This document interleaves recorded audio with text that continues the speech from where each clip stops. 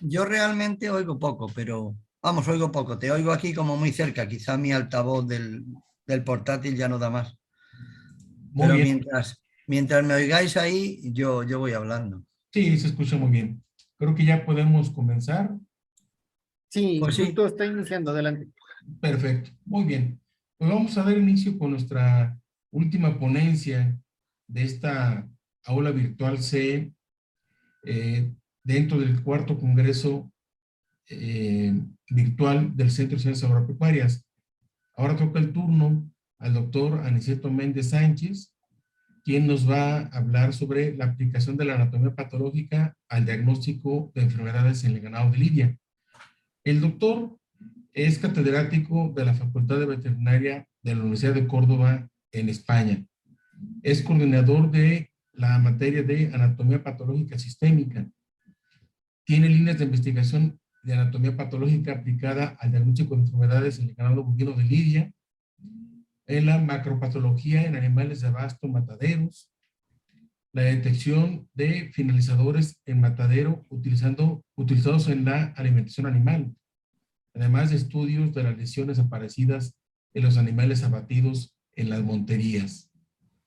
Algunos de los proyectos de investigación, que son bastantes, pero únicamente se tratará de mencionar algunos, se tiene el estudio anatomopatológico de las lesiones aparecidas en ciervos y jabalíes de monterías en la provincia de Córdoba, análisis clínico patológico de ciervos, gamos y jabalíes abatidos en monterías en el sureste de España. Es ponente de un sinnúmero de congresos internacionales y cuenta con variados artículos científicos publicados en revistas indexadas. Es un gran profesional con una gran experiencia y que siempre está en la mejor disposición para compartir sus vastos conocimientos y del cual, lo digo de todo corazón, me siento muy orgulloso de ser su amigo. Muchas gracias, doctor, por acompañarnos y le cedo la palabra. Muy amable. pues muy bien, Gerardo. En primer lugar, quiero agradecer la invitación y el detalle de esta invitación que unos compañeros de al otro lado del charco, como solemos decir desde aquí, y ustedes también desde ahí, que tengamos estas relaciones entre las universidades americanas, sobre todo latinoamericanas, o que consideramos nuestros amigos de habla hispana. A México yo lo aprecio mucho porque ya estuve por allá una vez y encantado, pues si hay que volver de manera presencial a hacer una buena visita y aprender, porque aunque tenemos ya cierta edad, estamos aprendiendo continuamente.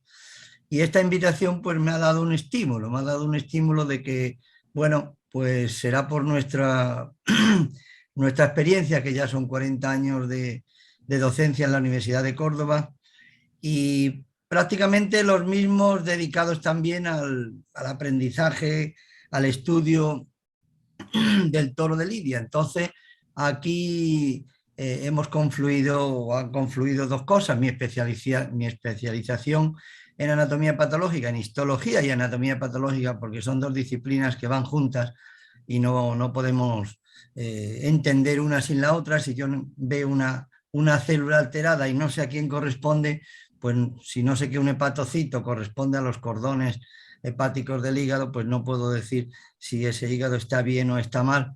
Y entonces cuando ya es la anatomía patológica la que aplicamos para hacer el diagnóstico de enfermedades macro y microscópicas, pues uno disfruta y bueno, espero que a los alumnos de aquí de Córdoba le estemos enseñando lo que hemos aprendido y con lo que estamos convencidos que ellos deben de aprender para aplicarlo a los casos clínicos y buscar siempre soluciones, porque yo le digo a los alumnos que una anatomía patológica, como no sea aplicativa, empollarse, meterse en la cabeza lesiones macroscópicas, microscópicas, degeneraciones, inflamaciones agudas, crónicas, sin una aplicación, sin una solución. En definitiva, tenemos que buscar soluciones para esos problemas que nos plantean los ganaderos.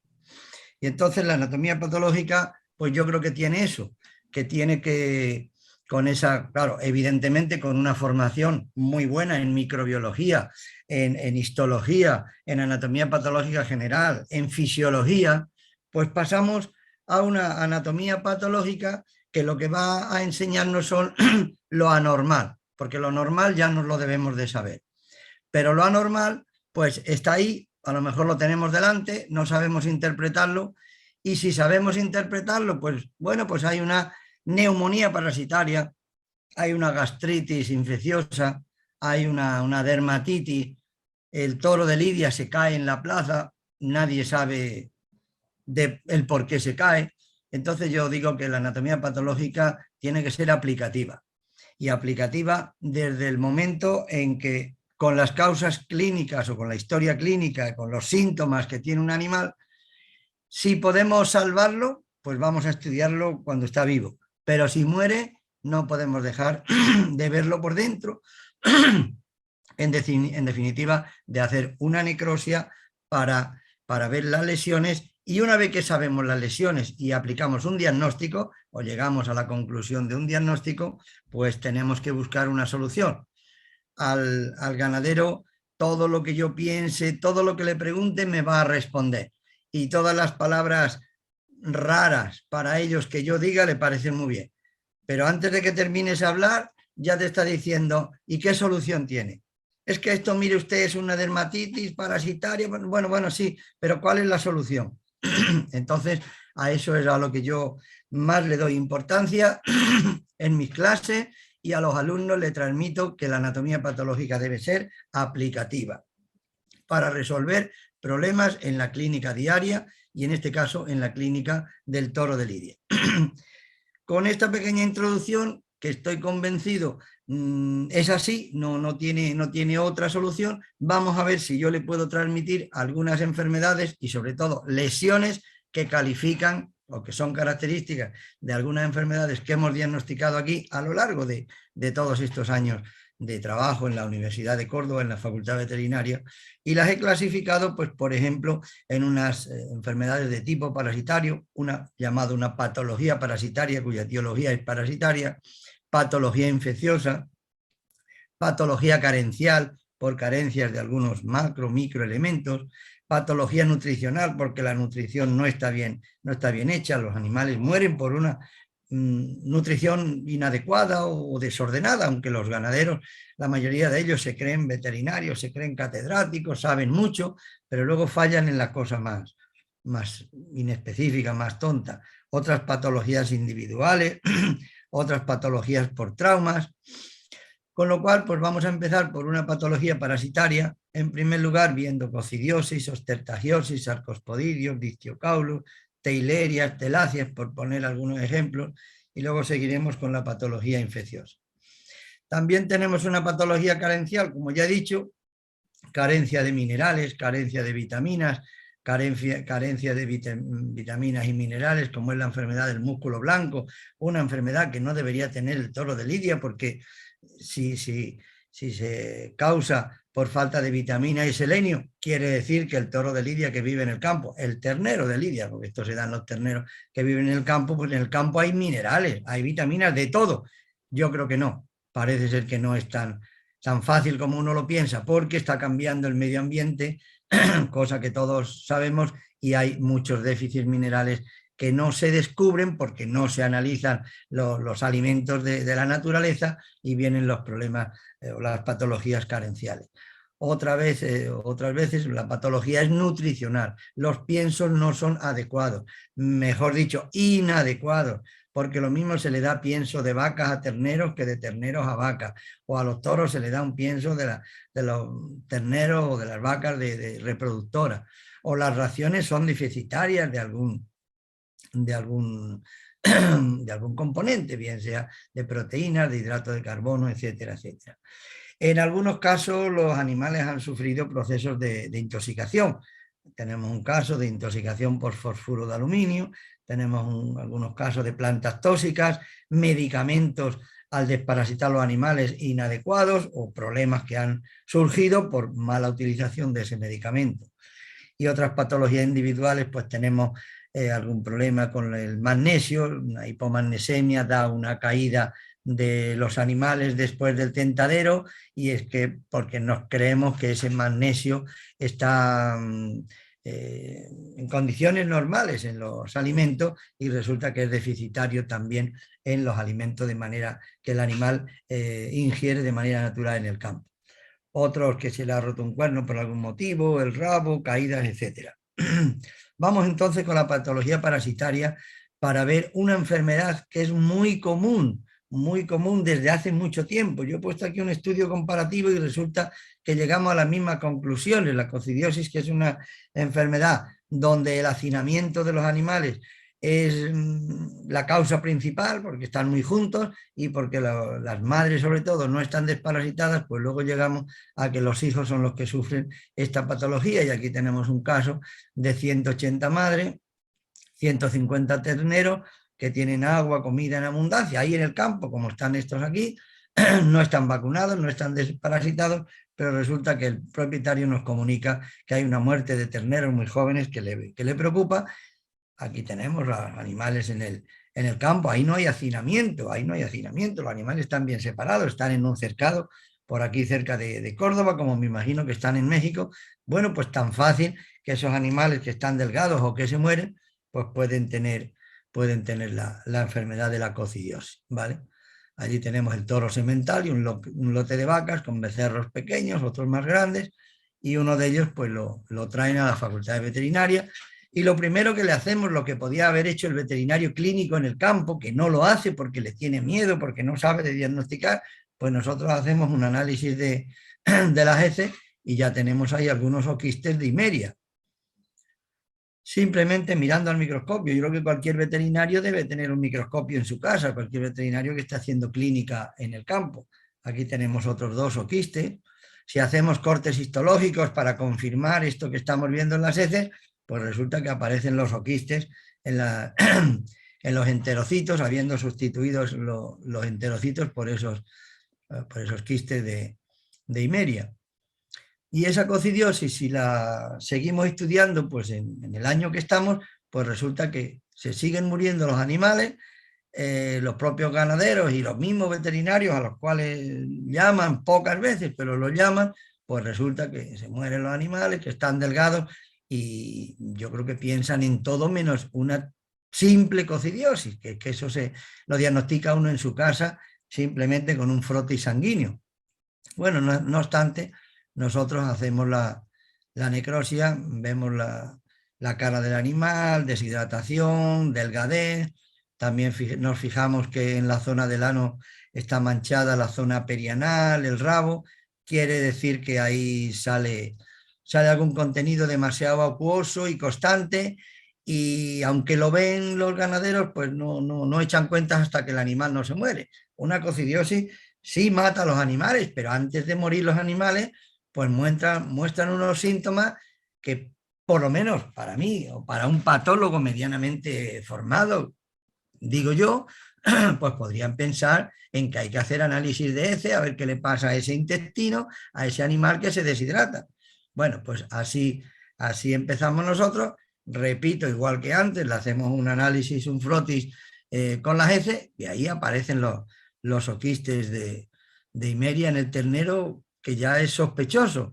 Ahí hay aparentemente, a lo mejor hay pocos oquistes, y uno dice, bueno, parece que hay oquistes, pero que el problema no es muy fuerte. Pues no es fuerte aparentemente, pero si luego recurrimos a los cortes histológicos, como hemos hecho aquí al hacer la necropsia, ya vemos que el intestino tiene una coloración bastante subida de color, lo que puede ser sospechoso de una enteritis catarral, posiblemente parasitaria. Yo creo que se puede ya pensar en los cocidios o quizá en los criptosporidios, que también están ahí presentes, pero ya cuando hacemos el corte histológico de esa asa intestinal o de esa parte que cogemos, ya vemos aquí, no sé si sale por ahí el ratón, pues los oquistes metidos en las vellosidades, en las cristas de Lieberkühn y las vellosidades intestinales, que si lo ponemos a mayores aumentos, pues evidentemente las glándulas de Lieberkühn muestran sus células, evidentemente, pero estas otras estructuras son las distintas formas que tienen los cocidios multiplicándose en la mucosa intestinal. Aquí tenemos otra imagen En el centro ya vemos que hay los núcleos de las células de las cristas, sí, las células inflamatorias, porque hay una inflamación con linfocitos y células plasmáticas, como vemos ahí en la zona del intersticio, pero los cocidios son bastante evidentes, como vemos a mayores aumentos con detalle en esta crista. Y así, si volvemos a hacer de otro animal, pues lo mismo. O sea, quiere decir que el problema es bien fácil de resolver. Lo que pasa es que por despiste, pues dejamos o dejan los ganaderos morir los animales y no le prestan demasiada atención a una cosa que es bastante fácil o debe ser bastante fácil para diagnosticarlo el veterinario. La osteoartriosis es otra enfermedad parasitaria. Aquí presentamos un caso de un animal que estaba delgado. Aquí sí, el ganadero decidió llevarlo a la facultad. Esas son las instalaciones de la facultad antigua. Y bueno, aparte de su delgadez, el pelaje que tiene, la piel o el pelo muy, muy feo, se le pega toda la paja, pues en las lesiones que vimos al abrir el animal, pues encontramos que en el abomaso había una abomasitis aguda con mucho edema en la mucosa de los pliegues del abomaso. Ahí vemos con detalle alguna especie de orificios blanquecinos, o si no orificios, pues puntos blanquecinos donde hay alguien incidiendo, y resulta que, entre otras cosas, podía ser la Ostertagia ostertagi, como vemos ahí que señalan las flechas. Ese sería un caso agudo, porque luego seguimos haciendo necrosia y nos encontramos con esta imagen, que es la que representa a un cuero marroquí, que es la lesión que origina una osteoartriosis, pero de manera crónica. El cuero marroquí, por estas latitudes de aquí de Andalucía, pues es la imagen que tiene ese bolso de una piel, pues dijéramos elaborada, y eso se llama un bolso de cuero marroquí. Eso es una artesanía, pero esta imagen macroscópica nos da esa especie de agujeros, de inflamación, de textura, de cronicidad del proceso. Y efectivamente, todos esos agujeros pertenecen a distintas larvas de ostertagia que han penetrado ahí, que llevan mucho tiempo produciendo una osteoartriosis aguda en un principio y una osteoartriosis crónica posteriormente. Y eso significa que microscópicamente, si lo abres, lo cortas y lo miras al microscopio, aquí tenemos las larvas, el agente etiológico, la ostertagia, la hembra adulta, como vemos aquí en la parte de abajo, y el macho en la parte de arriba. Y microscópicamente, que es donde yo quería llegar a esta imagen, con la simple imagen de ver las larvas incrustadas en la mucosa de ese estómago, pues podemos confirmar la ostertagia. Simplemente vacunaciones, prevención, es lo que hay que hacer. Lo que no se puede decir un día, yo tengo ganas de tener una ganadería, compro las vacas, le echo el toro a las vacas y le echo de comer, le echo comida y le echo agua y ya tengo una ganadería. Y no se preocupan algunos ganaderos ni de hacer un plan de alimentación, un plan de vacunación, etcétera, etcétera. Ahí tenemos el cuajar donde estaría localizada esta osteoartriosis de la que estamos hablando. Otra enfermedad parasitaria sería la sarcosporidiosis. El sarcosporidio es un parásito que afecta a los músculos de los toros. Ahí tenemos un ejemplo de unos toros en la siesta, dijéramos, y nosotros en principio la hemos asociado, la imagen esta es muy antigua, de las primeras investigaciones que empezamos a hacer, porque el sarcocistis podía ser el motivo de caída del toro de Lidia en la plaza. Imágenes como esta, donde era lamentable ver ya no el toro, porque sobre la caída del toro de Lidia se han dicho muchas cosas, entre ello el peso. Bueno, pues hemos visto ostertagia en toros, pero también hemos visto ostertagia, sarcosporidios en toros, pero también sarcosporidios en vacuno, en vacas o en vaquillas de tentadero de 2 años. Entonces, claro, pensamos que podría ser una de las causas de la caída del toro en la plaza. Ahí tenemos un sarcocistis parasitando un músculo estriado esquelético, y ese músculo o esa parasitosis leve, moderada o severa podía hacer debilitar las extremidades y caer el toro cuando está en el tentadero. Si es una hembra joven o si es un toro de lidia ya de 4 años, pues podía ser también. Curiosamente, algunos arcocistis que hemos encontrado dentro del músculo, pues lesionan, degeneran la fibra muscular completa, por eso digo que puede ser motivo de debilidad o de caída del toro en la plaza.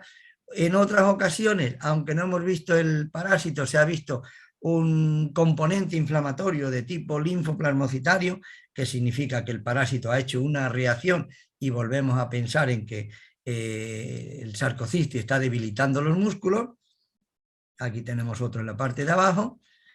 Y en definitiva, pues lo que se viene investigando desde hace mucho tiempo, imágenes muy antiguas como esta, donde el toro se cae rotundamente, ya no es estas caídas que estamos viendo ahora, que dobla las manos, que dobla las patas, no, es que el toro se cae redondo en la plaza y queda tan debilitado que parece que le ha dado algún problema a la cabeza donde ya no es incapaz de levantarse. Ahí el torero está intentando.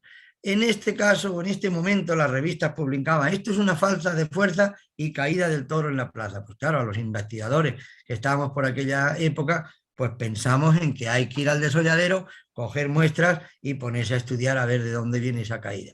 Nosotros también estudiamos, aparte de los músculos estriado-esqueléticos de las extremidades, estudiamos el músculo cardíaco como músculo donde parasitan los sarcocistis. Ahí tenemos sarcocistis, 3 sarcocistis parasitando 3 fibras musculares que ya tienen aspecto degenerado, incluso con el sarcoplasma muy enrojecido, muy acidófilo, porque están parasitando esa fibra y están degenerando esa fibra. Esto estamos convencidos que ahí está, que podía ser una de las caídas o causas de caída del toro de lidia, porque está parasitando las fibras musculares. Pero también hemos visto que el sarcocistis está parasitando fibras musculares de las válvulas cardíacas, como en esta imagen que tenemos aquí, el sarcocistis en el centro. Fibras musculares en este caso no son las cardíacas, son las fibras de Purkinje. Aquí hay una, aquí hay otra, y hay el sarcocistis parasitando una de estas fibras, con lo cual la transmisión nerviosa del corazón podía estar alterada y no enviar riego suficiente al cerebro y caer por desplome originado por un fallo nervioso. Esto lo hemos enviado allá por el año 97 al Congreso del Toro de Lidia, del Simposio Nacional del Toro de Lidia. Después, en el año 99, también publicamos algunas de nuestras investigaciones, muestras cogidas en el desolladero de la Plaza de Toros de Córdoba, y bueno, pues parece ser que aquello empezó a calar entre los ganaderos, veterinarios e investigadores sobre la caída del toro de lidia. Siguiendo con esta idea de que el corazón, ya no solo los músculos, sino que la caída del toro o el desplome del toro en la plaza puede ser por un fallo cerebral, pues evidentemente seguimos estudiando el corazón. Cada vez que estudiábamos, cada vez aparecían más sarcocistis lesionando más cantidad de fibras musculares cardíacas. Ahí tenemos otra donde se ve el parásito en el centro y otras de al lado degeneradas, y lo mismo que en esta imagen, y en la siguiente todavía mucho más. Ahí encontramos, en algunos de nuestros casos, encontramos hasta 85 sarcocistis en 1 centímetro cuadrado de muestra, con lo cual quiere decir que en un corazón de toro que pesa, no sé, 2-3 kilos, pues evidentemente el fallo cardíaco que pensábamos nosotros, que además esto dio lugar a un proyecto que terminamos con esa conclusión de que podía ser el fallo cardíaco el que no manda sangre al cerebro y entonces se desploma el toro con esas caídas estrepitosas en la plaza por una parasitación severa por el sarcocistis en el corazón del toro de lidia. Incluso más todavía, encontramos, fue un caso no sé si aislado, pero encontramos un sarcocistis en el cerebro que posiblemente pues habría llegado por vía sanguínea hasta el cerebro del toro de lidia. Otra parasitosis en este caso afecta al pulmón, lo que llamamos la dictiocaulosis o verminosis pulmonar bovina, originada por el parásito denominado Dictiocaulus vivíparo. Esto fue una historia clínica que constaba de 80 animales, eran terneros o becerros, como se dice más frecuentemente en el ganado de lidia, con problemas respiratorios. No estaban animales que no estaban desparasitados, tampoco estaban vacunados y que tenían muertes esporádicas. Muertes esporádicas como este ternero que nos llevan a la facultad veterinaria, le hacemos la necrosia y en el pulmón, este era el pulmón que tenía este animal, pues tiene unas lesiones de tipo crónico con hundidas, rojo, blanco, rojizas, como si fuera una congestión o una fase de hepatización gris en el pulmón. Aquí tenemos por la otra cara donde vemos más esa lesión y evidentemente siempre que hay unas neumonías focales o multifocales se originan enfisemas vicariantes en las partes laterales o colaterales y hasta que encontramos el parásito saliendo ahí de los bronquios pulmonares de estos animales, con lo cual pues también llegamos a una conclusión de que hay problemas parasitarios, hay que hacer un programa de desparasitación de los animales en toda ganadería, que no consta, que no se hace, que los ganaderos, son veterinarios, son, como yo digo, más listos que el hambre y no necesitan nunca veterinario. El hecho es que hasta que no hay un número determinado de bajas, el veterinario no entra en las ganaderías de Bravo, por lo menos en España. Ahí tenemos el agente parasitario, el Dictyocaulus viviparus macho, es más pequeño que la hembra, mide unos 3 a 8 centímetros de largo, y la hembra, el Dictyocaulus viviparus hembra, pues tiene más longitud, entre 5 y 10 centímetros. Seguimos con lesiones parasitarias, pues por ejemplo la teileriosis en el ganado de lidia. Por aquí por Andalucía hay mucha teileriosis, no solamente en Andalucía, sino que también traspasa a la barrera de Portugal, a la frontera de Portugal. Y entonces aquí tenemos una ganadería que nos remiten muestras donde han observado que los animales tienen jadeo, tienen problemas respiratorios, tienen delgadez, han muerto varios animales, sobre todo animales jóvenes. En este caso no trajeron el animal entero, que a nosotros nos gusta hacer la necrosia del animal completo, porque si la hace el veterinario clínico que no tiene experiencia, tampoco tiene experiencia en coger las muestras, entonces las descripciones son muy escasas y las muestras que coge también, pero bueno, a pesar de que las muestras de bazo, de hígado y de riñón son aparentemente pequeñas, nosotros fuimos capaces de ver el parásito en las muestras. Ahí tenemos el bazo, donde en el bazo lo que había prácticamente era una necrosis y hemorragia en los centros, en los corpúsculos esplénicos, en el hígado que presentaba una coloración más o menos pálida de aspecto degenerativo, como todos vosotros podéis comprender. Se observan, yo creo que somos capaces de ver unos focos más blanquecinos dentro de un parénquima un poquito más rojizo, que son precisamente los centros de necrosis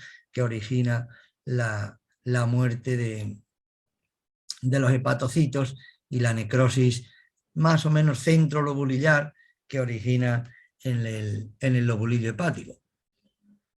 Ahí tenemos un detalle: a pocos aumentos de la necrosis hepática y a mayores aumentos, pues ya tenemos la desorganización de los hepatocitos, la hepatitis, e incluso en algunos de ellos hemos visto también evidentemente hay una retención biliar por la desorganización de los cordones hepáticos y la presencia de los parásitos dentro de los macrófagos del hígado, macrófagos cinculantes, o de las células de Kupffer de los conductos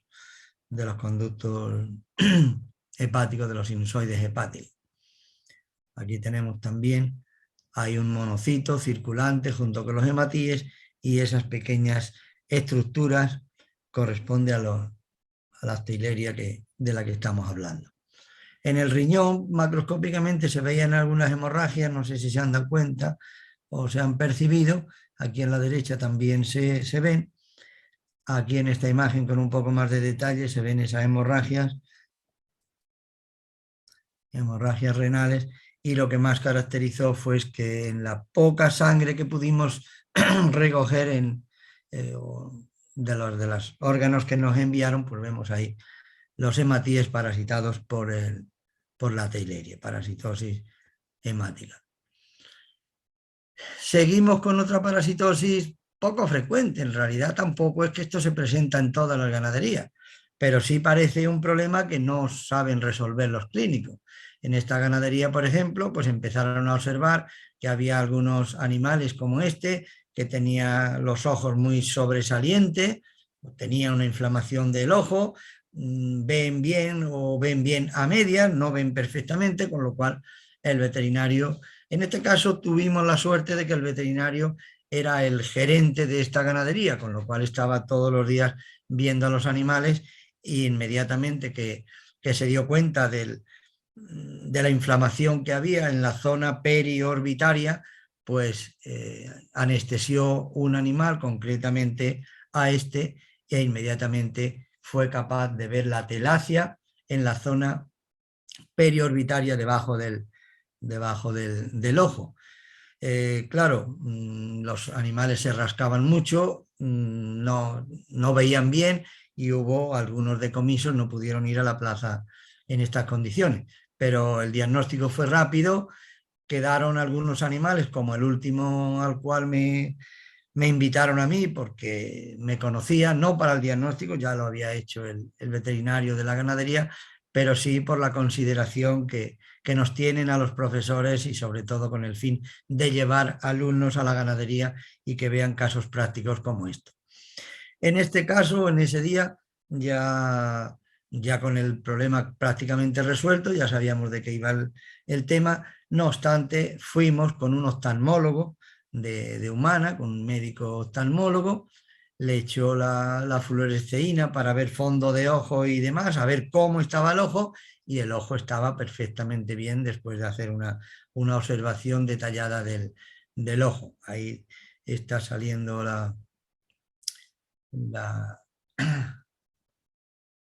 ya se me ha olvidado el nombre del producto, la fluoresceína.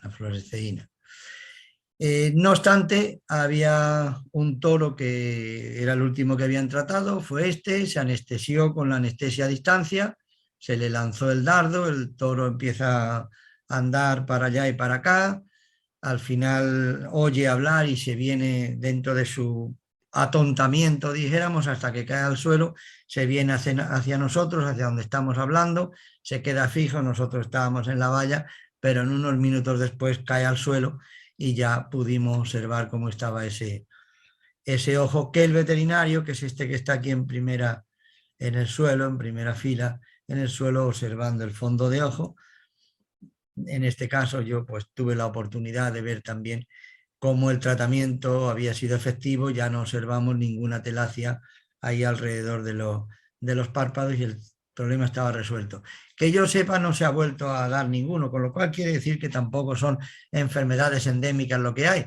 Pero claro, en el toro de lidia sí hay que tener mucho cuidado para que esos animales no vayan a coger una enfermedad, lesionan un órgano vital para la corrida de toro, porque el toro tiene que ir perfectamente de visión a la plaza, y entonces pues hay que tomar mucha precaución con estos animales.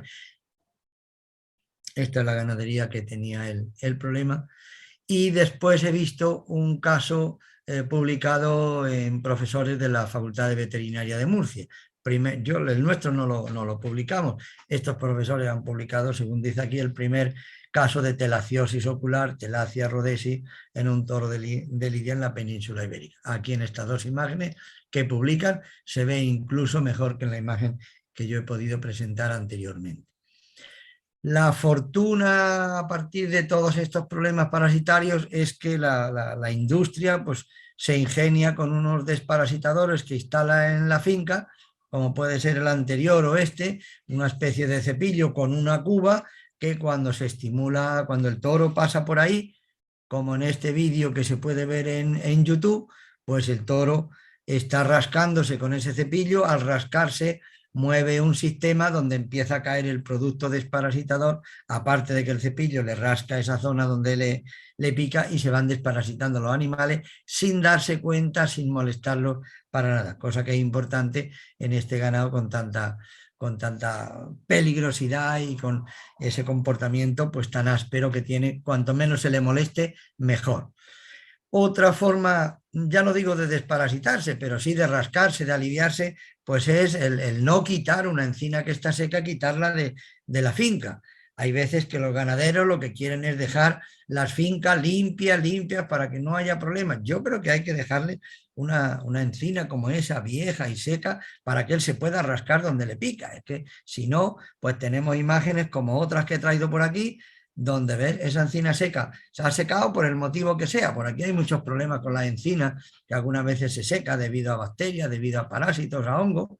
Pues hay que dejarlo, porque si no, ocurre lo que ocurría en esta finca, que estos toros pues le pica también el cuerno, que veremos después lo que es el picor del cuerno.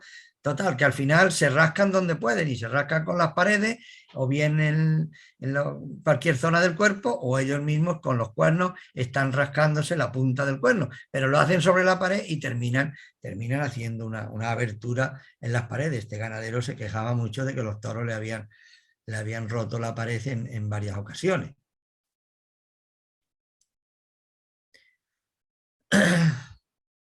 Otra patología también interesante o importante es la patología infecciosa.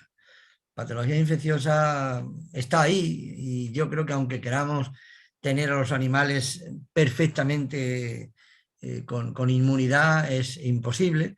Y aquí pues volvemos a hablar de algunas enfermedades que se han recogido en el departamento, como casos de carbunco sintomático, clostridiosis, piobacilosis, brucelosis, tuberculosis, paratuberculosis, actinomicosis, actinobacilosis, leptospira.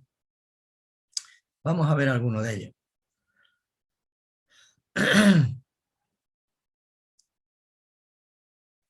Presentaremos un ejemplo de carbunco sintomático, de hepatitis apostematosa, problemas de orquitis, de inflamación de los testículos en el toro, muchas veces por pelea, otras veces pues por brucelosis, como hemos visto aquí. El picor del cuerno también se han observado algunas bacterias. Queratoconjuntivitis son muy frecuentes en Andalucía. Aquí hace mucha temperatura, aquí hace 40, 45 grados en verano, y las moscas asfixian a los toros, sobre todo, también a las vacas, al campo en general, y transmiten de unos animales a otros bacterias y le originan unas queratoconjuntivitis que deprecian a muchos toros que luego no pueden ir a la plaza.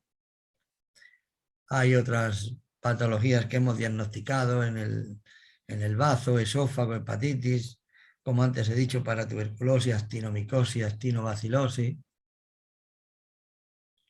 La tuberculosis a veces se detecta en un solo animal, otras veces se detecta en la ganadería completa. Se hacen saneamientos con el plan de erradicación de la tuberculosis en España, pues ya se han evitado el encontrar. Yo llevo ya muchos años, desde que empecé la carrera voy al desolladero de la Plaza de Toros de Córdoba y siempre buscando alguna patología y donde pueda yo aportar mi granito de arena, bien en la caída del toro de lidia, como antes he dicho, o bien en otras patologías de animales que se lidian en la plaza, pero que luego tienen sus patologías. Cuando vas al desolladero te encuentras con algunas patologías que vamos a ver aquí. El carbunco sintomático o pierna negra, originado por el Clostridium welchi, pues por el Clostridium chauvoy, perdón. Ahí tenemos un ternero, una foto muy antigua, una enfermedad que se daba antiguamente, pero que se sigue dando todavía, que entra por cualquier herida en los animales y que afecta a tejidos blandos, tejidos como la musculatura, tejido subcutáneo, como está dentro de los Clostridium, actúan por las toxinas lesionan las células endoteliales y se producen hemorragias, y sobre todo de tejidos como la musculatura o tejidos subcutáneos, en definitiva tejidos blandos. Es una buena característica de encontrar lesiones por este agente, ¿no? Estas enfermedades, pues la mayoría han sido diagnosticadas o bien en la sala de necrosias y el laboratorio de histopatología o de anatomía patológica, y otras veces, es verdad, todo hay que reconocerlo, aunque siempre decimos que la anatomía patológica es la asignatura más importante de la carrera, pero luego en muchas ocasiones necesitamos el apoyo laboratorial, el apoyo del laboratorio de patología infecciosa o de bacteriología, que está aquí en el edificio de sanidad animal en la tercera planta. y el edificio y ese parte de este edificio donde señalamos está el laboratorio de patología, de anatomía patológica. Entonces, dentro de las que hemos dicho, pues también destacar la clostridiosis. Los clostridios están ahí a la orden del día y sobre todo en animales que todavía no tienen defensa, animales que están tomando la leche de la madre, por ejemplo, y que después empiezan en el campo a comer y se produce una disbiosis intestinal y esa pequeña comida, lo que parece que los va a salvar, pues más pronto le originan esa disbiosis intestinal y se desarrollan pues con hemorragias intestinales, con hemorragias gástricas, tanto en mucosa, muscular, serosa, en el digestivo. Aquí tenemos las hemorragias en el pericardio y sobre todo miocardio, menos en el endocardio, características de algunos de los clostridium. La mayoría podríamos decir que son los clostridium perfringens, pero no siempre. En el caso de los riñones, pues también se afectan los riñones del bovino de lidia por el Clostridium perfringens, lo que se denomina riñón pulposo, porque el riñón, tejido parenquimatoso del riñón está deshecho, parece pulpa, por eso se denomina pulposo, y la enfermedad que todos sabéis que se conoce como vasquilla o clostridiosis de los bovinos. Aquí tenemos las hemorragias intestinales que hemos dicho antes, originadas por este Clostridium perfringens en los becerros de lidia. Otras infecciones pueden estar en sitios que en teoría deberían de estar más protegidos, pero resulta que si hablamos de testículo y hablamos de una inflamación con pus, pues todos estamos seguramente pensando en las lesiones que se producen los toros en sus peleas, en el campo, con profundización, con inyección de heridas por los cuernos, y es donde aparece la inflamación del testículo o la inflamación peritesticular, como en el caso que presentamos en el congreso del simposium del toro de Lidia de Zafra, una periorquitis purulenta en el ganado de Lidia, el simposium del año 2001 en Zafra, en la ciudad de Zafra. Los traumatismos entre los toros son las causas más frecuentes, peleas continuas que empiezan por pelearse cara a cara, pero que luego terminan pues con la cornada típica en la zona testicular del toro que agrede o más potente, corriendo detrás del toro que va escapando y va pegándole la cornada por detrás. Este es el caso clínico donde había un aumento de tamaño de ambos testículos, había dolor, había dificultad en la marcha. Se le ponen antibióticos generales, antiinflamatorios, por vía general, oxitetraciclina y fenilbutazona y punto. Y con eso ya hemos terminado. Pues no. A los 5 días el testículo derecho vuelve a su tamaño normal, mientras que el izquierdo queda circunscrito, o la inflamación queda circunscrita al testículo izquierdo. Esto quiere decir que con el tratamiento farmacológico se redujo el tamaño del testículo no afectado, mientras el izquierdo sigue aumentado, el escroto ulcerado, aunque desapareció la dificultad en la marcha. El tratamiento definitivo, pues en estos casos, es la extirpación quirúrgica del testículo afectado. Y aquí tenemos algunas imágenes de cómo se hizo la operación. El toro nunca se debe dejar solo, se deja acompañado de un buey. El buey que tenemos aquí a la izquierda mirándonos, de capa un berrendo en negro, y el toro a la derecha. Este es el toro que vamos a anestesiar para extraerle el testículo. Se pone la jeringa, el producto anestésico en la garrocha, se carga la anestesia y aquí ya tenemos la garrocha acercándonos al toro en el corral para ponerle la inyección. En este momento se le pincha, el toro pega un arreón, sale corriendo, pero unos minutos más tarde pues ya la anestesia le hace efecto, cae al suelo y nos disponemos, o se dispone el cirujano, yo allí hago de ayudante, no soy cirujano ni tampoco quiero serlo. Vale, entonces se va extrayendo el testículo afectado y terminamos por recogerlo, llevarlo al departamento, empezamos a cortar y como vemos ahí, incluso en esta imagen a mayor detalle cómo sale el pus, que evidentemente hay que enviarlo para analizar ese pus para ver la causa. Lo enviamos al laboratorio donde nos confirmaron que el agente piógeno había sido un Corynebacterium piógenes, hoy día en la actualidad denominado Arcanobacterium. Las conclusiones, pues en nuestra opinión quiere decir que en este caso parecía la primera evidencia de una orquitis o periorquitis purulenta originada por este agente, Corynebacterium piógenes.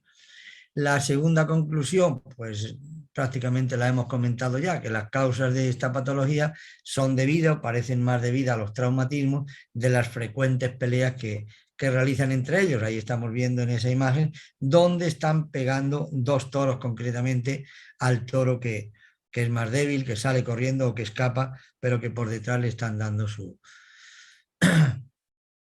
castigo aparente, ¿no? Por lo tanto, la vía urogenital, porque claro, estamos hablando del testículo, si este toro va a montar a vaca, lo vamos a dejar de sementar, pues no sería adecuado que con esta infección o con esta inflamación sea un reproductor. Entonces, la vía urogenital que se haya infectado por ahí no queda descartada porque no son toros sementales, son toros normales que están juntos, que conforme van aumentando de edad, pues se van seleccionando para las novilladas sin picadores, para las novilladas con picadores o para las corridas de toros, tengan 4 o tengan 5 años. Quiere decir que los toros con esta patología y que nosotros le hemos cortado un testículo para salvar la salud del animal, pues ya no están aptos para la lidia, porque a la lidia tienen que ir íntegros con los 2 testículos y entonces pues hay una pérdida económica para el ganadero porque estos toros solamente los puede vender o los puede aprovechar para el entrenamiento de los toreros a puerta cerrada. Pero por lo menos por la parte veterinaria que nos toca, el problema lo hemos resuelto. Luego también nos trajeron en otra ocasión un toro cuando había brucelosis, porque ahora parece ser que por lo menos oficialmente la brucelosis en España y concretamente en la provincia de Córdoba está erradicada, pero un toro como este en una ganadería pues lo operó el veterinario porque estaba enormemente aumentado de tamaño. Al cortarlo ya se ve el parénquima testicular degenerado con algunas hemorragias periparenquimatosas alrededor del testículo y con un engrosamiento de las capas y de la lámina subcutánea y las bolsas testiculares, evidentemente con una inflamación crónica. El diagnóstico diferencial bien que debemos de hacer o que podemos hacer, pues normalmente es con las peleas que tienen o puedan tener, que precisamente para eso, y por eso he querido poner esta imagen, para eso se le ponen hoy día las fundas. La mayoría de ganaderos le ponen las fundas para que en el caso de pelea pues no haya estos traumatismos a nivel testicular y que haya estas pérdidas económicas en toros que pueden un día pues valer o tener un valor bastante alto para ponerlo a disposición de los empresarios para las corridas de toros. Vale, pues ahí tenemos lo que hemos dicho, una orquitis crónica con atrofia del parénquima y con un engrosamiento peritesticular debido a una inflamación crónica, que es a lo que corresponde. El picor del cuerno también lo hemos clasificado dentro de una etiología bacteriana. Los toros se ponen a escarbar porque le pica el cuerno, según dicen los ganaderos, y entonces pues en una ocasión, ahí vemos el toro cómo ha estado escarbando, tiene el cuerno manchado de barro.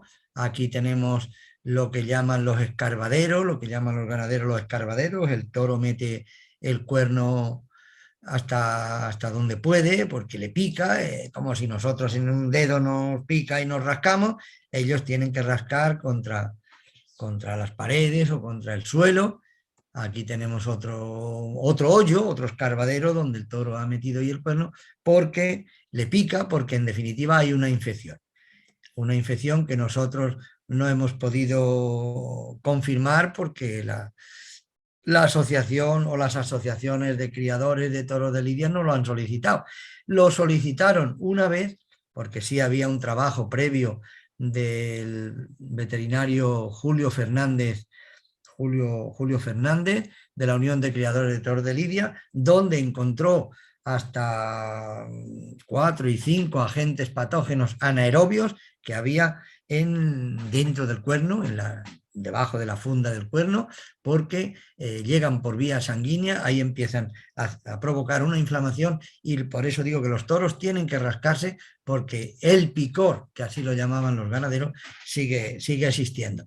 A nosotros se nos pidió que hiciéramos un estudio más amplio, porque en aquel momento parecía el problema.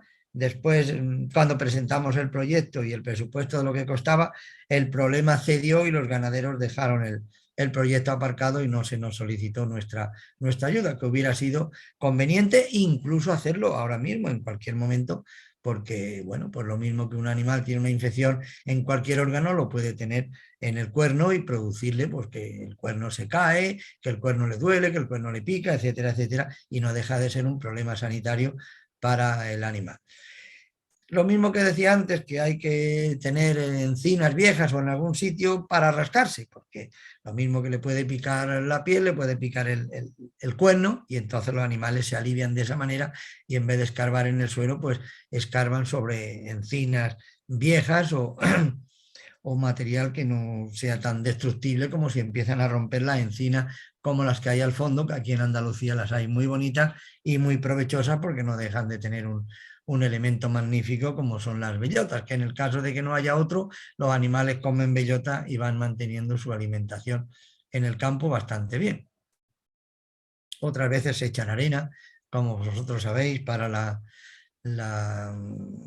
para desparasitarse ello, quitarse las moscas del cuerpo.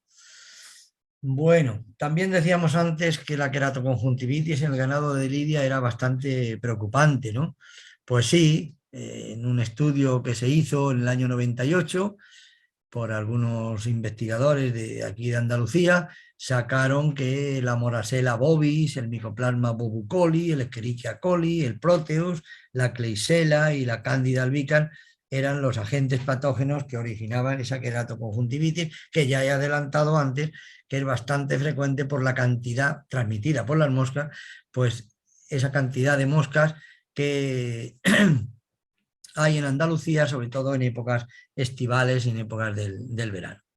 Y aquí pues algunas imágenes de las que han presentado estos autores en su trabajo, y que hoy por hoy tampoco hay mucha forma de quitarla, salvo con esos desparasitadores, esos productos que el animal se acerca y se rasca y ahí le cae el producto, le va cayendo y va ahuyentando en cierta medida las moscas. La queratoconjuntivitis en el campo se transmite de unos animales a otros de manera lamentable y además muy rápido. Aquí una imagen reciente de laboratorios ovejero que nos comunican también que ha habido una queratoconjuntivitis. Otras veces hay lagañas. Sabes que hay una alteración, sabes que hay una patología, pero como no se haga análisis etiológico, pues no puedes poner medidas preventivas ni tampoco sabes cuál es la causa, ¿no? En el caso de una esplenitis icorosa, pues la esplenitis es la inflamación del bazo, y esto es un bazo que encontramos en un animal que había sido desviado o derivado al matadero porque estaba en unas condiciones lamentables y se iba a morir poco a poco. Ahí tenemos un alambre, se ve un objeto blanquecino en la radiografía, ¿vale? Y ese alambre es el que origina la reticulitis traumática. Esa reticulitis traumática, ese alambre en el rumen, en el retículo, pincha la pared del retículo, pincha el diafragma, y una vez que entra en cavidad abdominal o incluso llegar a cavidad torácica, producir la pericarditis traumática, lo que se conoce en conjunto como retículo pericarditis traumática. Si pincha el bazo, pues tenemos este bazo que encontramos en el matadero, que era el dolor y era la patología que tenía este animal, que se derivó al matadero porque tenía pocos síntomas de buena vida y se iba a morir. Antes de que muriera se derivó al matadero. Pues ahí tenemos el bazo con ese agujero, dijéramos, donde está el clavo clavado, y la llamamos esplenitis icorosa. Icorosa significa mal olor. Esta es pericarditis icorosa, esplenitis icorosa, procedentes originadas por bacterias procedentes del retículo o de las vías digestivas, originan también una digestión de los productos y son malolientes. Por eso se denominan, en este caso, esplenitis icorosa o maloliente. Ahí tenemos un corte, hicimos varios cortes secuenciales del bazo y en cada uno se originaban distintos focos esplénicos de inflamación maloliente. Sabéis que para evitar las retículo-pericarditis traumática o retículo-esplenitis, como en este caso, pues se ponen imanes que se le dan en el ganado vacuno de carne o de leche, un imán que recoge o que atrae a todos los objetos punzantes o metálicos que puedan caer en el digestivo. Ahí vemos un alambre pegada al imán. No es frecuente en el ganado de lidia, pero en algunas ocasiones sí se lo han dado. En esta imagen he querido hacer una foto de 3 imanes que he recogido en el matadero cuando voy yo, cuando voy solo, cuando voy con algunos alumnos, para que vean lo que es un imán que evita las reticulitis o las retículo-pericarditis traumática o reticuloesplenitis, como estamos viendo en este caso.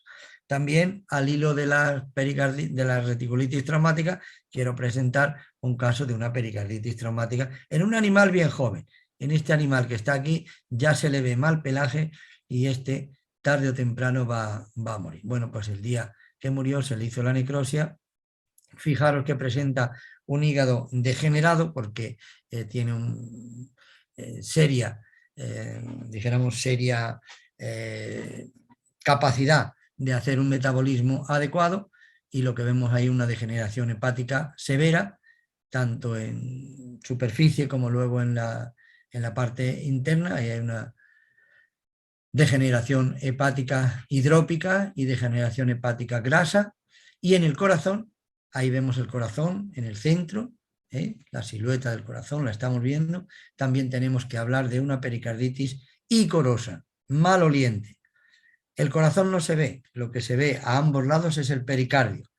El pericardio estaba tapando el corazón. Cuando lo abrimos vemos este color, primero maloliente y luego de una coloración oscura, organizada por la inflamación y por la necrosis y digestión de esos productos inflamatorios que degradan las bacterias que vienen del rumen y del retículo.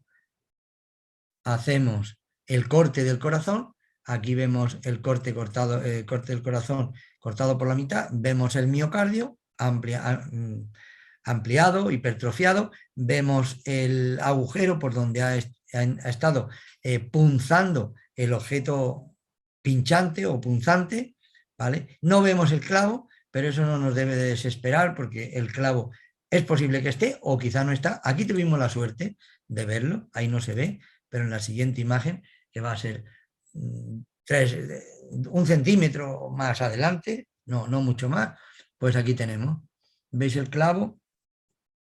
¿Veis el clavo ahí? ¿Vale?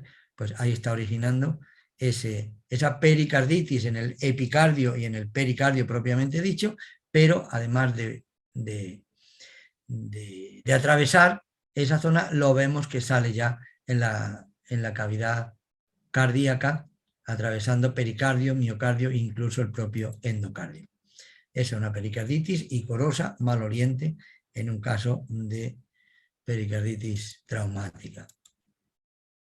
Si hacemos un corte seriado un poquito más adelante de la zona del clavo, que vemos aquí, pues ya vemos, se ve ahí la zona donde ha estado clavando, el daño en el miocardio, pero ya no se ve el clavo porque ha quedado. O sea, esto es hacer cortes seriados para, si quieres ver y comprobar el agente patógeno, que en este caso tuvimos la suerte de verlo muy bien, y ahí ya no se ve, como señala el cuadro. Esa infección, esas bacterias, pues se distribuyen por todo el organismo y en el riñón originan esos focos de necrosis y de pus, como vemos, esa nefritis séptica y nefritis purulenta. Otras enfermedades que están a la orden del día en el ganado de lidia, pues es la paratuberculosis. La paratuberculosis, originada por Mycobacterium avium, su especie paratuberculosis, pues resulta que se presentó en una ganadería de lidia, en unas terneras de aproximadamente un año, entre 1 año y año y medio, y al hacer la necrosia pues observamos partes del intestino un poquito afectadas, con ese aumento de las circunvoluciones, o sea, de las de los pliegues del intestino, que parecen las circunvoluciones cerebrales que caracterizan a esta enfermedad vista al microscopio. Otras zonas del intestino. Aquí tenemos otra imagen más clara de esa evidencia de la paratuberculosis, y en el corte histológico y con la técnica del Zielnensen, pues vemos un poquito tenue, pero vemos estas estructuras, estos conglomerados, porque no son micobacterias aisladas, sino agrupadas, acidófilas o de color rosáceo, que se hacen evidente con la técnica del Zielnensen.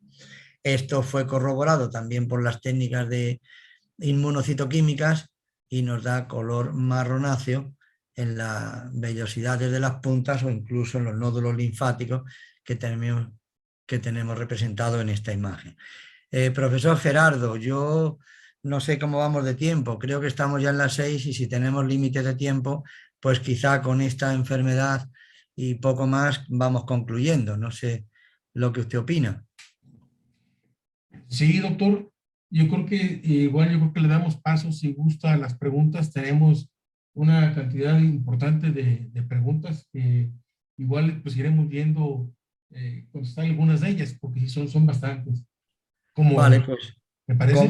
como vamos, ya hemos cumplido el tiempo que se había establecido de 1 hora. Si os parece mejor que el personal, los asistentes pregunten y yo puedo responder posiblemente. Aquí está, doctor. Mire, la primera dice, ¿cómo podríamos concientizar a los ganaderos para que ellos no automediquen y al primer síntoma en sus animales contacten a un médico veterinario que los atienda de manera correcta? ¿Cómo podíamos convencer, has dicho? Sí, al ganadero para que no Sí. medique él directamente al ganado, sino que más bien acuda a los servicios de un veterinario. Bueno, pues yo creo que la única forma de convencerlo, hay dos formas, una buena y una mala. O sea, por las buenas y por las malas. Por las buenas, dando soluciones. El ganadero que a lo mejor ha cometido el error de él poner tratamiento, yo hago, yo sé, yo no necesito veterinario. Vale, a lo mejor un problema lo resuelve. 2, pero al tercero fracasa, porque tiene que fracasar. Él no sabe interpretar ni lesiones, ni patologías, etc. Y en ese momento, sí, en ese momento, donde él siente el fracaso, llama a un veterinario especialista, especializado en clínica de vacuno, en clínica de vacuno de lidia, y encuentra solución, y el veterinario le soluciona, posiblemente no vuelve a actuar por su cuenta. Pero ¿qué pasa? Que eso no, todavía, por lo menos en España, no hay veterinarios que den resultados, ya no digo 100%, el 80% de los resultados. Falta especialización veterinaria en el toro de lidia. Entonces, ellos te llaman cuando ya están con la soga al cuello, te llaman. Pero cuando llegue otro problema, va a intentar solucionarlo, va a ver si le venden los medicamentos que puso el veterinario anterior, va a ver. Entonces, por eso digo, una mala. Bueno, una solución en teoría buena, pero que es mala porque lo hace él y después el veterinario no da solución correcta. Entonces, eso podemos decir que es por las buenas. Por las malas, en España ya existe. No se puede vender ningún producto veterinario, ningún producto médico para los animales que no vaya con receta. Entonces ya están cogidos de pies y manos. Como no lleven la receta, ellos no pueden recoger de la farmacia ningún producto. Entonces, por sí o sí tienen que llamar al veterinario. Y el veterinario, dependiendo del problema, que a mí me gustaría que no siempre sea la solución medicamentosa y recetar y poner y gastar dinero, porque muchas veces pues un animal puede morir por un empacho, por un pienso, por una comida en mal estado, y no he contado aquí algunos casos que los tengo, que es producto de una mala alimentación, y siempre vamos en busca de la receta. Y recetar y producir, y como hay una inflamación, pongo antiinflamatorio. Como hay una infección, pongo antibiótico. A lo mejor no. A lo mejor el antibiótico venía en la comida, venía en la bebida. Todavía, por aquí, todavía quedan no sé si pozos, si charcos, total, agua no bien controlada. Entonces la infección viene del agua. Pues no hay que dar ningún medicamento, solamente dar agua buena, cambiarle el agua, tráigale usted agua clorada, agua buena. Entonces por eso digo que por las buenas, si damos buenos resultados, el ganadero confía en ti. Pero como hay muchos que, bueno, por problemas económicos, porque algunos se creen que saben, pues entonces yo medico, no. En España ya está prohibida la medicación y además que no te vende ningún farmacéutico, ninguna farmacia, no te vende ningún medicamento sin receta veterinaria. Con lo cual ya se cortó el que los ganaderos actúen por su cuenta. Esa es mi opinión. Perfecto, aquí seguimos teniendo ese problema, desgraciadamente. Pero bueno, viene otra pregunta más. Dice, ¿qué parásito afecta más al toro de Lidia en España? Pues de todos los que hemos dicho, yo pondría, por ejemplo, los cocidios, porque no he terminado, o creo que no han salido todas las imágenes. Tengo casos en becerros, cocidiosis en becerros de Lidia con 2, 3 meses, 5 meses, en herales de 2 años, utreros de 3 años, cuatreños de 3 años. Tú sabes que ahora en algunas ganaderías a los toros no los tienen en toda la finca. Si la finca tiene 200 hectáreas distribuidos por toda la finca, no, están en corrales, están en cercados pequeños. Con lo cual el tema del hacinamiento de parásitos que están ahí y que el animal no sale de ahí y que si había vacas ahora entran toros y si salen estos toros porque se venden, mañana entran otros 4 o 5, otra camada y en el mismo corral. Y la infección no sale de ahí. No solamente es ponerle tratamiento anticocidiósico, no, es que hay que evitar que haya esos hacinamientos en los mismos corrales. Y luego otros que están muy, muy a la orden del día, pues son las piroplasmosis, la teileria, la babesia, porque son los que están en el campo y eso se da en los animales en el campo. No hace falta que estén en corrales, al contrario, se da más en los animales que están pastando en régimen extensivo. Los dictiocardios que yo he puesto ahí, yo tuve un caso, no he vuelto a tener más. Y otro tipo de parásitos gastrointestinales, la ostertalgia, creo que fueron 2 casos, 2 veces. Y creo que con esos ya son los más frecuentes. Hay otra que, bueno, hay preguntas muy parecidas. He elegido una de ellas que dice, ¿ha habido algún caso donde se haya perdido una producción completa por alguna patología infecciosa en ganado de Lidia? No, una enfermedad o una patología que origine un destrozo severo, no. Casi siempre son problemas aislados. Todos los animales en la cocidiosis, todos los animales viven juntos, hay un hacinamiento, pero resulta que no todos están delgados, hay un ternero, un becerro delgado, hay 3, pero siempre son mínimos. Y como, claro, con uno que se muera, o con 2 o con 3 a lo mejor, ya el ganadero va viendo pérdidas económicas y dice, venga, un veterinario, coge el teléfono y un veterinario, ¿sabes? Entonces no hay en sí una enfermedad que digas, esta enfermedad devastó la ganadería o, por ejemplo, no hemos puesto intoxicaciones, que lo he visto en nuestra propia ganadería, intoxicación por bellotas, por Quercus de la encina.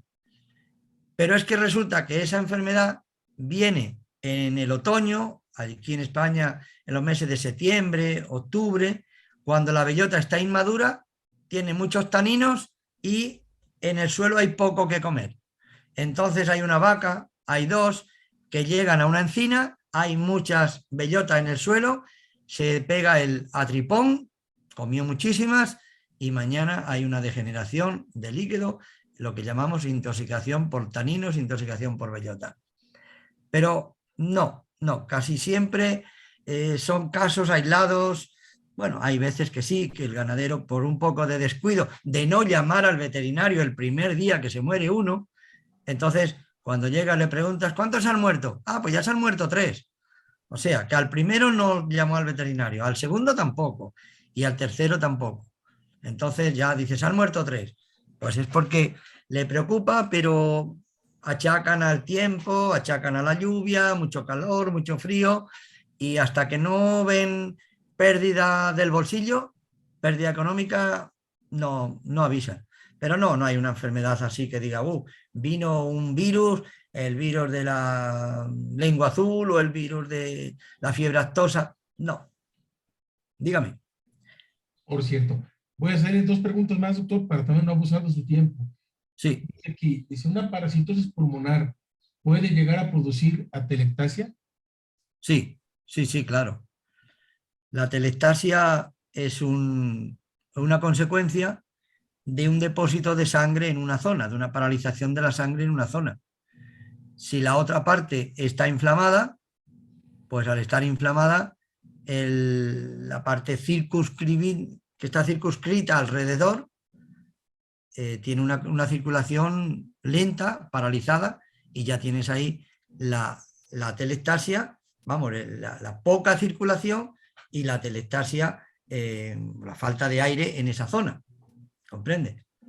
Otras veces también puede ser a lo mejor por sobreesfuerzos, que hay un enfisema, y entonces ante un enfisema severo, por algún motivo, la parte de al lado se comprime. El enfisema es dilatación, la atelectasia es compresión de las vías aéreas.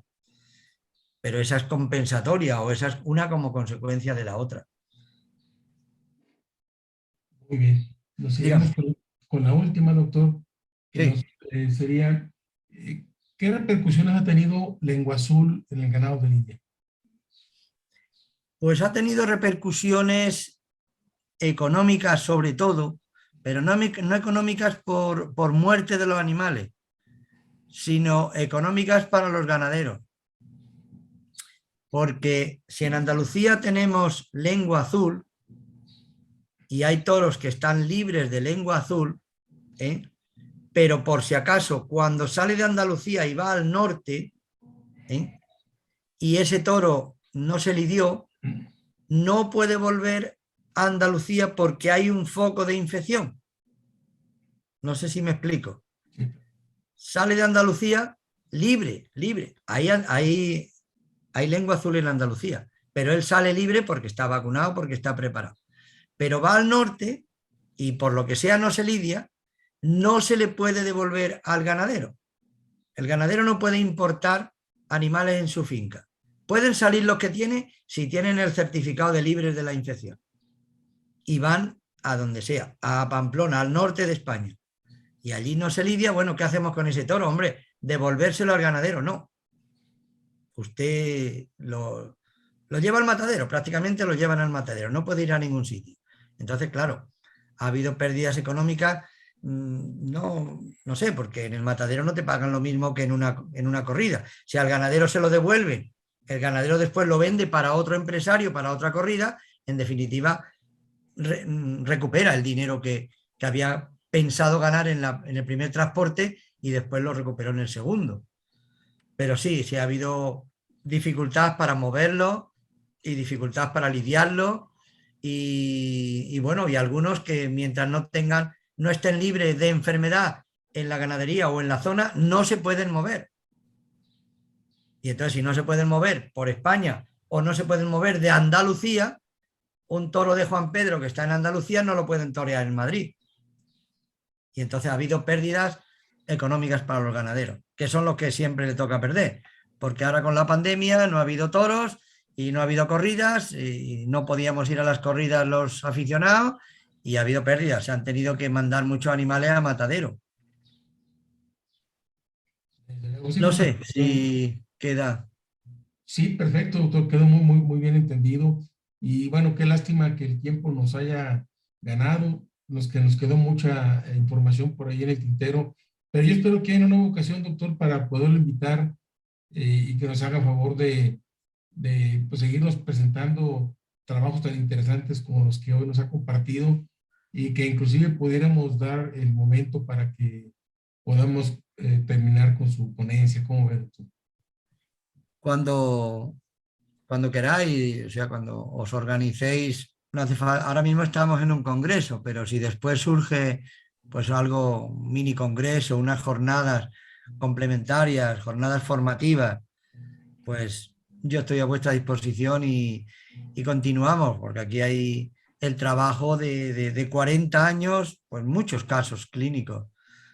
Y también hablar un poco o despertar el futuro de lo que estamos haciendo. Ahora mismo lo que nos preocupa todavía, aparte de estos casos aislados, no dejan de ser casos aislados, pero lo que sí sigue continuando es la caída del toro de Lidia en la plaza. Claro.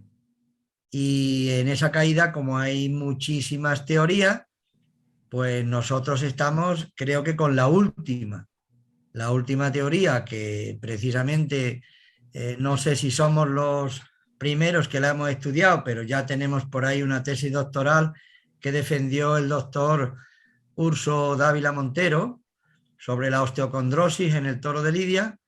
Pues bueno, es que los toros tienen osteocondrosis. Y solamente los toros. Bueno, diciendo que la caída del toro de Lidia es debida a que el toro no tiene fuerza, a que el toro no tiene... Bueno, si vemos osteocondrosis puede ser debido a eso, ¿no? No, eso no es debido, porque el toro se cae cuando el picador con el caballo le pica. Bueno, ¿y por qué se sigue cayendo el novillo de 2 años que no tiene picador? Entonces nosotros estamos haciendo un estudio desde el toro más mayor, de 4 o de 5 años, hasta el utrero, el heral, el añojo, y vamos a ver si esa osteocondrosis que vemos que tienen todos los toros, o gran parte de los toros, el último estudio que tenemos es un 67% de toros que se han caído tenían osteocondrosis. De toros, ahora vamos con los utreros, vamos con los herales y con los añojos, porque parece una enfermedad hereditaria. Como ya dijo el doctor Urso Dávila Montero, que es problema de la heredabilidad, y después estudiaremos también el ganado manso, el ganado de carne, a ver si tienen osteocondrosis o no, porque en el toro de Lidia hemos estudiado las articulaciones porque vemos que se cae, porque si no, nadie va al desolladero, el toro termina la faena, va al desolladero y se toma la carne como alimentación y ya está. Pero cuando vemos que se cae, vamos a estudiarlo, vamos a recoger muestras al desolladero. ¿Comprende? Y ahí estamos, en el estudio de la osteocondrosis con motivo o como posible caída del toro de Lidia en la plaza. Aquí otro toro, una vaca con paratuberculosis. Tú fíjate, una paratuberculosis severa. Bueno, ¿algo más? Doctor, no, pues es todo. Le agradezco mucho su participación y bueno, platicaremos con más calma para ver la posibilidad de en un futuro inmediato, inclusive, ¿por qué no poderlo invitar a que venga nuevamente a México y nos acompañe? Pues todo se andará, todo es cuestión de organizarse. Pero estar más en contacto, así dijéramos, conferencias o videoconferencias que, como yo digo, que ahora no cuestan dinero, es cuestión de sentarse aquí y vosotros sentaros a 7.000 kilómetros y escucha y aprenden. Y yo sí le diría a los estudiantes que se especialicen, que la profesión veterinaria tiene muchas salidas profesionales y una de ellas es la clínica del toro de Lidia, la sanidad del toro. Y bueno, yo no quiero echarme flores, pero en mi departamento soy el único profesor que entiende la patología del toro de Lidia. Otros se dedican a porcinos, a caballos, a perros, animales exóticos. O sea, quiere decir que hay un especialista en esta facultad. Si vas a Cataluña no hay ninguno, si vas a Madrid, uno, si vas a Zaragoza, uno, si vas a León, creo que nadie estudia, bueno, ni el comportamiento del toro, ni las enfermedades, ni la patología de la alimentación, que puede ser otra. Entonces yo les digo que tiene salida la profesión veterinaria respecto a especializarse en la clínica, alimentación, vacunación, desparasitación en el toro de Lidia. Y las enfermedades, prevenir mejor que curar las enfermedades del toro de Lidia. Totalmente de acuerdo, doctor. Pues le agradezco. Muy amable, doctor. Un gusto saludarlo y nuevamente gracias por participar. De acuerdo, seguimos en contacto. Igualmente, doctor. Gracias. Que tenga un buen día. Buen día.